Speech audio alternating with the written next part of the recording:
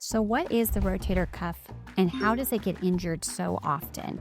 Why do you always hear about people getting rotator cuff tears or rotator cuff impingements, and how can you avoid it? Well, I'm glad you asked. I'm Dr. Christina, the Picky PT, and I like to tell you about how to be picky about how you choose exercises, how you do those exercises, and how you change your movement habits in order to reduce the risk of injury and recover and prevent injury in the future.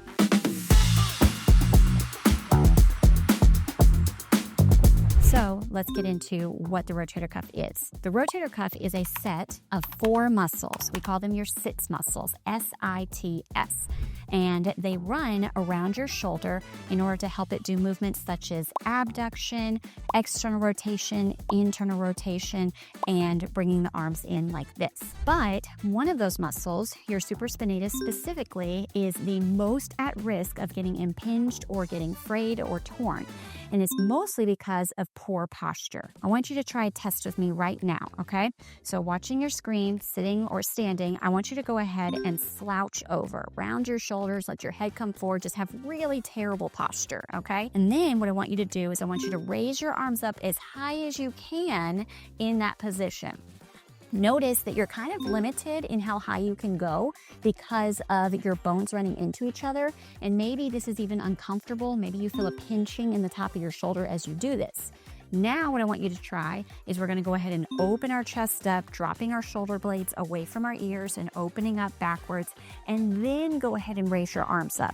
Look at how much more range of motion there is when you do that, right? The reason for this is that when you have slouched posture as you're sitting, standing, going about your day, even lifting weights, you're essentially taking the head of your humerus bone and you're shoving it further up inside your shoulder socket, all right?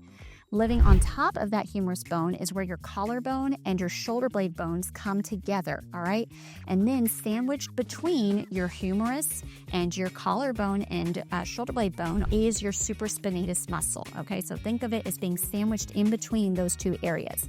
So if you're shoving the head of your humerus up into the top of your shoulder and these bones aren't moving, then you're gonna end up pinching that supraspinatus muscle. And this is how you end up with fraying, because that friction of that muscle living between those two bones then causes fraying of the muscle and then eventually tears of the muscle. There's a very simple way to fix this though.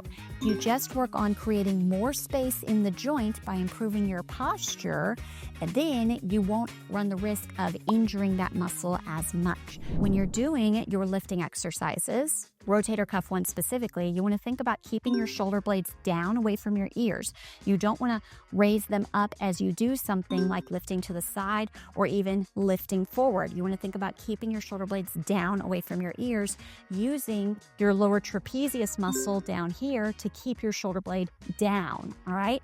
And then, in addition to keeping them down, you want to think about going ahead and dropping them even more and squeezing them together as you do rotating type movements. So instead of allowing your shoulders to come up like this, you're going to keep them down by using your lower trapezius muscle in order to reduce the pinching of your supraspinatus muscle. I know that's a lot of big words, but essentially it comes down to this. If you do your exercises and your everyday movements with better posture, keeping your shoulder blades down and open, you are significantly reducing your risk of injuring your rotator cuff muscles.